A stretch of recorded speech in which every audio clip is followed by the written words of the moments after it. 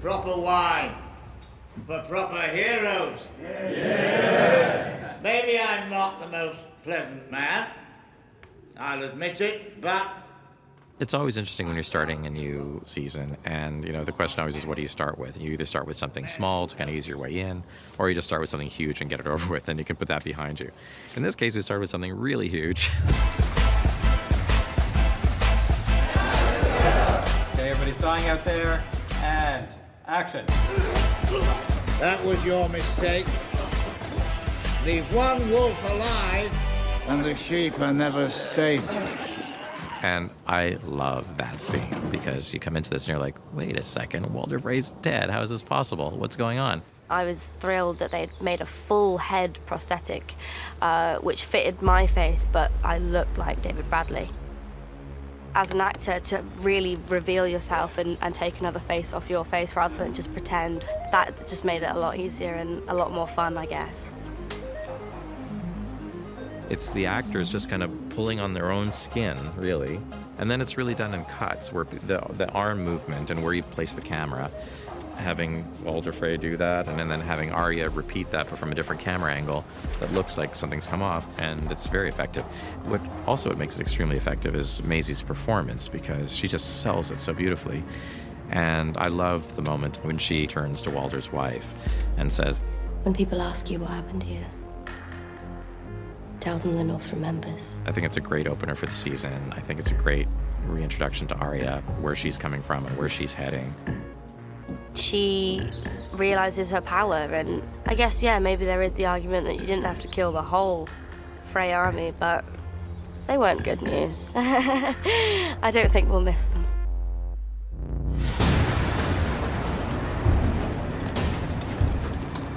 I think, starting with the Army of the Dead, basically why that's really important is that this is the common enemy. This is like the bottom line. This is what everybody in the end is going to have to face. It's the enemy that is beyond all enemies. It's like the one thing that nobody really knows how to fight. And so the big question is, are these people going to get their act together? Are they going to figure out a way to fight the big enemy, or are they going to just eat each other alive before that even happens?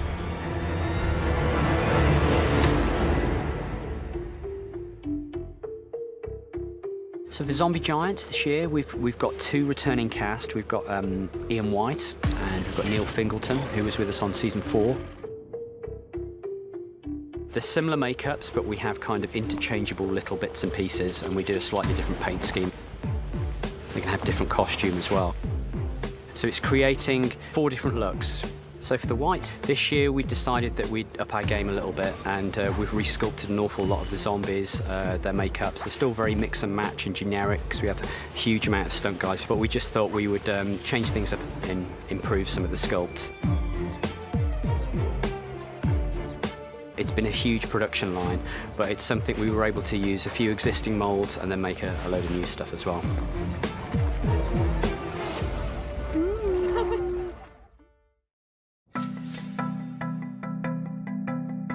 It's a pretty song.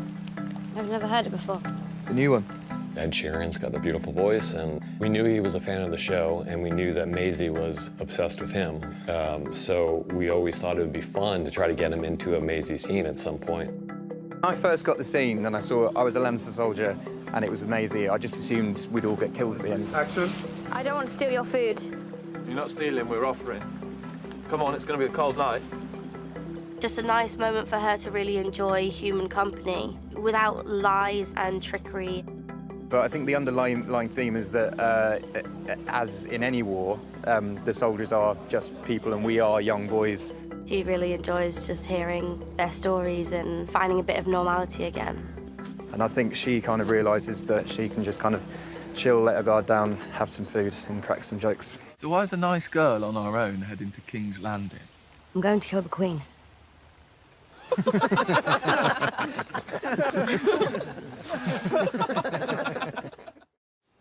And then to High Garden?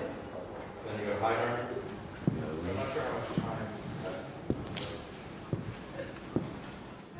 What is this? It's what we've been waiting for our whole lives. Shooting that map room scene was a really big thing, and very extensive conversations with Lena and Nikolai about that. You afraid of me? Should I be? There's a great amount of need for revenge for her. Enemies to the south. It's like she needs to put everything to sleep that causes her pain. Enemies to the north.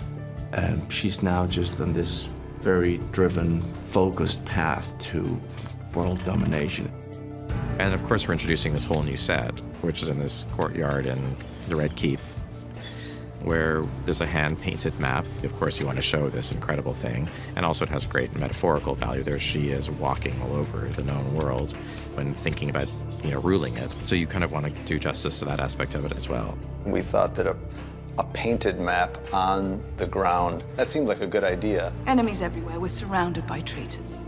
We knew that Jim Staines, the graphic designer, would create something amazing, and he worked so hard on it.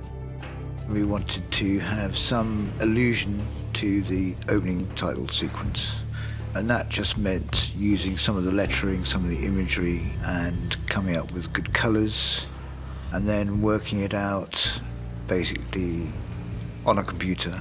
Then we had an image which we could print out, which was the right size. Had to do pseudo-medieval drawings of towns, lots of lettering, lots of conversation with the designer especially. Then we had two guys come in, Dave Packard and Greg Winters, who came in to actually paint the image that I designed onto the floor. The man who is firmly but politely dismissed at the beginning of the scene by Jamie Lannister is indeed Jim Staines, who designed and created the map to begin with. I don't think being down on his knees for quite so long was as much fun as he thought it would be, but he did well. Very nice. Lovely. Okay, moving on. Seymour.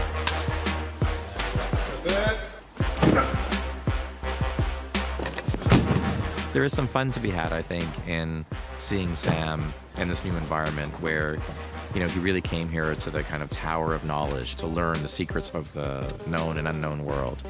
And he's really just, a cog in this machine. Sam has quite a miserable time.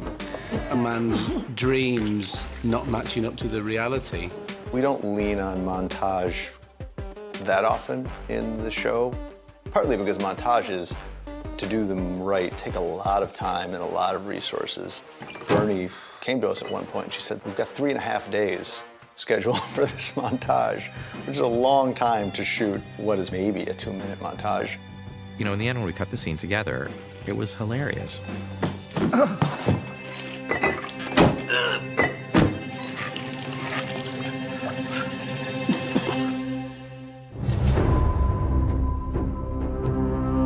Going back to a place that created you and that was the beginning of you and the end of your family is kind of epic. Danny coming home was a really interesting sequence, and I think what was really lovely was that doing it for Game of Thrones and doing a sequence like that, you can really do it properly. Like, you can really take your time with it. You can really give it its due as a real moment. Because there's no dialogue, it puts more weight on Amelia, who's doing all of this with her face and her actions and her movement. It puts a lot of weight on the art department because the place itself is really the other main character.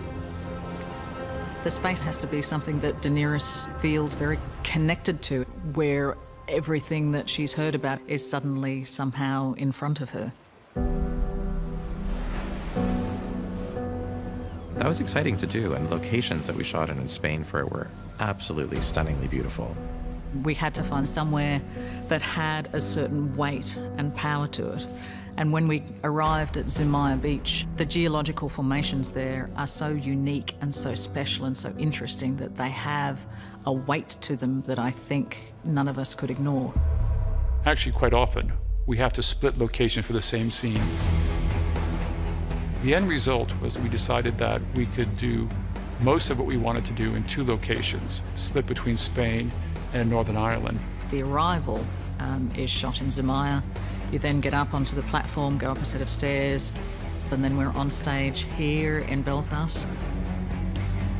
And then once she goes through those doors here, then you pick her up again in San Juan, where she goes up the steps to the castle. Those locations together informed for me the whole design of Dragonstone. And it all came from those really unique rock formations, which are so, so special and very unique just to that part of the world.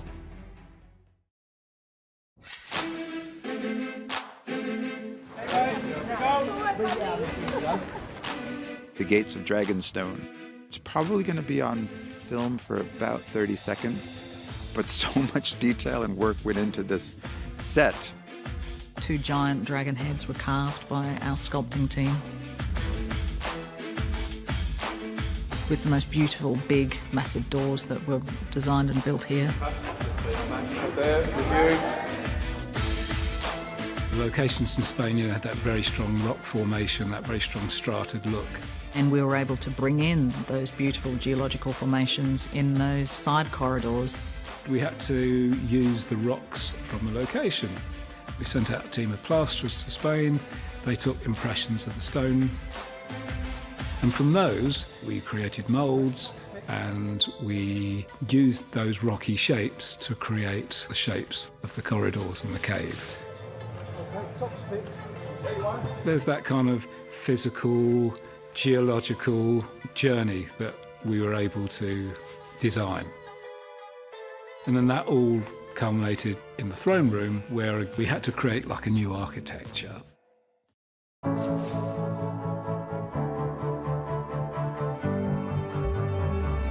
It's a lot of work. It was very, very labour intensive.